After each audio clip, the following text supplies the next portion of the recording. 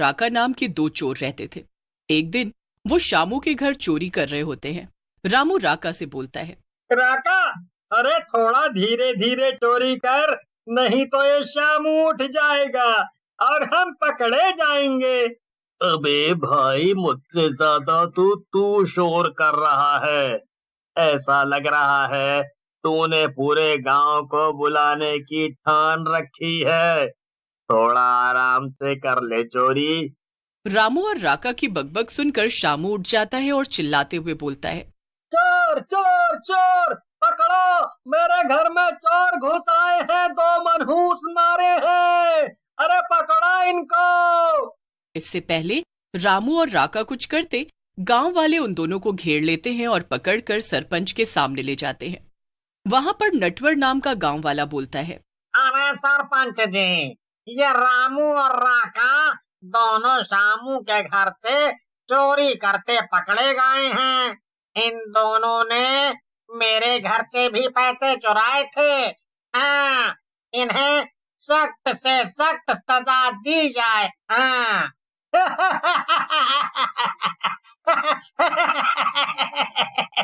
देखो देखो, बोल भी कौन रहा है। अरे तू इस दुनिया का सबसे कंगला इंसान है। तेरे से तो भिखारी के पास भी ज्यादा पैसे होते हैं। गांव वालों, मैंने इसके घर पर चोरी की, लेकिन मुझे क्या मिला?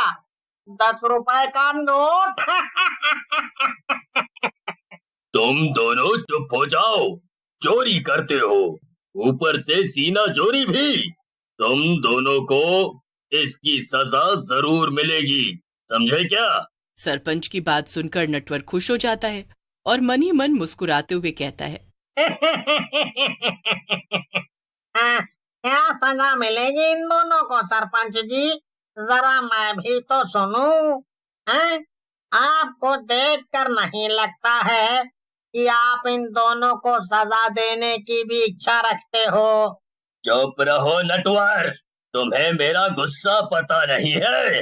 मैं अभी बताता हूँ क्या करना है।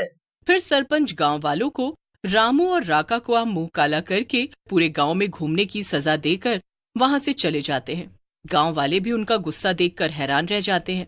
राका अपनी बेइज्जती से बहुत दुखी और गुस्से में आ जाता है और रामू से कहता है, इस सरपंच ने हमारे साथ अच्छा नहीं किया रामू, इसे इसके किए की सजा देनी ही होगी। मैं इस बुढ़े को नहीं छोड़ूंगा। तुम सही कह रहे हो राका, इस बूढ़े ने तो इज्जत का ही फालूदा कर डाला। अब तो मेरी शादी भी नहीं हो पाएगी। मैं इस बूढ़े को ही मार डालूंगा। फिर रामू और राका सरपंच से बदला लेने की फिराक में घूमते रहते हैं और एक दिन उन्हें मौका मिल जाता है। सरपंच एक तालाब के किनारे अकेले टहल रहे होते हैं। रामू और राका उनके पास जाते हैं और बोलते हैं, सरपंच जी, आप अकेले टहल रहे हैं इस तालाब के किनारे, आपको डर नहीं लगता? तुम दोनों फूटो यहाँ से और अपना काम करो। चोर कहीं के, ये नहीं कि कुछ काम धंधा करें। सरपंच जी, चोरी भी तो एक काम है, लेकिन आप नहीं समझोगे। ऐसा कहकर राका और रामू सरपंच का गला दबाने लगते हैं और उसे मार डालते हैं। राका रामू से कहता है, रामू मेरे भाई, अपना बदला पूरा हो गया, लेकिन इसकी लाश का क्या करें? अगर गांव वालों को पता चलेगा तो वो लोग बखेड़ा शुरू कर देंगे। तुम भी राका, अरे इतने बड़े तालाब के होते हुए तुम सोच रहे हो क्या करें इसकी लाश का? अरे इसी में फेंक देते हैं इस मनहूस की लाश को। हैं? इसने बहुत सताया है हमें। फिर रामू और राका सरपंच की लाश को तालाब में फेंक देते हैं और वहां से चले जाते हैं। अगली सुबह गांव वाले सरपंच को गांव में ना पाकर परेशान हो जाते हैं। उनकी बूढ़ी पत्नी बिमला भी रोते हुए बोलती है, अरे सरपंच जी ना जाने कहाँ चले गए हैं, इन्होंने कभी भी ऐसा नहीं किया है, पता नहीं। फिर गांव वाले वहां से चले जाते हैं और रात हो जाती है। रात में शामू के घर पर दस्तक होती है। शामू उठ जाता है कौन आया है इतनी रात को, चैन नहीं है। फिर शामू गुस्से में दरवाजा खोलता है और सामने बिमला को देखकर हैरान होते हुए कहता है, क्या हुआ अम्मा, इतनी रात को? सब ठीक तो है ना? सरपंच जी आ गए। शामू की बात सुनकर बूढ़ी बिमला रोने लगती है और बोलती है, सब ठीक होता तो तेरे पास क्यों आती बेटा? इतनी रात हो गई लेकिन अभी तक सरपंच जी का कुछ भी पता नहीं। मेरा तो दिल बैठा जा रहा है, कुछ अनहोनी ना हो गई हो उनके साथ। बिमला की बात सुनकर शामू उन्हें समझाता हुआ बोलता है, आप चिंता मत करो अम्मा, मैं अभी गांव वालों को साथ में लेकर उन्हें ढूंढने जाता हूँ, आप घर जाओ।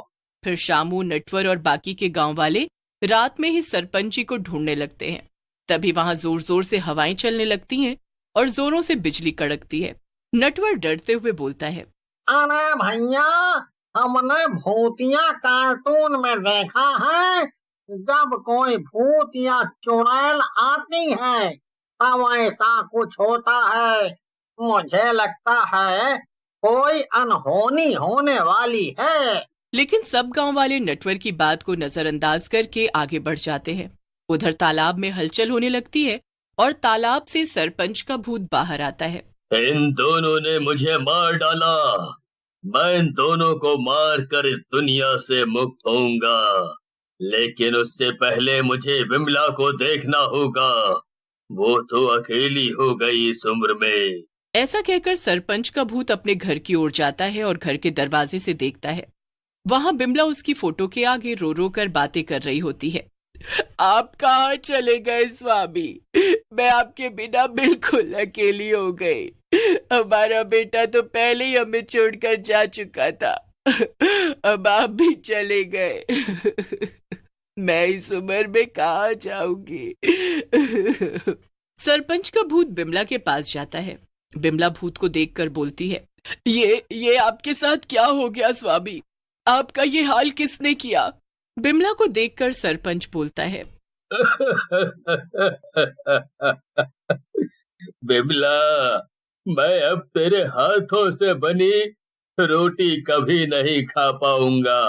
मैं मर चुका हूँ, मुझे मार डाला गया है, लेकिन मैं उन दोनों को छोड़ूंगा नहीं। मैं बस तुझसे मिलने के लिए आया था, अब मैं जा रहा हूँ। ऐसा कहकर सरपंच वहां से चला जाता है, लेकिन उसके जाते ही बिमला बेहोश हो जाती है और दिल का दौरा पड़ने से उसकी भी मौत हो जाती है। फिर सरपंच उन दोनों कातिलों को ढूंढने लगता है, लेकिन रामू और राका गांव में नहीं होते। उधर शामू और गांव वाले भी सरपंच को ढूंढ ढूंढ कर परेशान हो चुके होते हैं। फिर शामू, नटवर और बाकी के गांव वाले वापस गांव आ जाते हैं और बिमला के घर पहुंचते हैं। घर के अंदर बिमला की लाश पड़ी होती है। फिर शामू और बाकी के गांव के लोग मिलकर बिमला का अंतिम संस्कार कर देते हैं। उसी रात रामू और राका भी वापस गांव में आ जाते हैं। रामू और राका अपने घर की तरफ जा ही रहे होते हैं, तभी वहां सरपंच का भूत आ जाता है। भूत को देखकर दोनों घबरा जाते हैं और बोलते हैं, सरपंच, तुम तो मर चुके थे, लेकिन यहाँ कैसे? अच्छा लग रहा है तुम दोनों को डरते देखकर, बहुत ही अच्छा लग रहा है। तुम दोनों ने मुझे भी तड़पा तड़पा के मारा था, मैं भी तुम्हें वैसे ही मारूंगा। ऐसा कहकर सरपंच उन दोनों को गर्दन से पकड़कर उठा लेता है और उनका गला दबाने लगता है। तभी वहां पर बिमला की आत्मा आ जाती है। बिमला की आत्मा को देख सरपंच उन दोनों को छोड़ देता है और बोलता है, ये क्या हुआ बिमला? तुम ऐसे कैसे?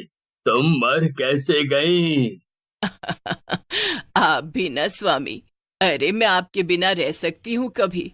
आप मुझे छोड़कर जाने वाले थे, लेकिन मैं भी आपके पीछे पीछे आ गई। मैं 7 जन्म आपके साथ रहूंगी, समझे? और इन दोनों को भी छोड़ दो। ऐसा मत करो स्वामी, इन दोनों को इनके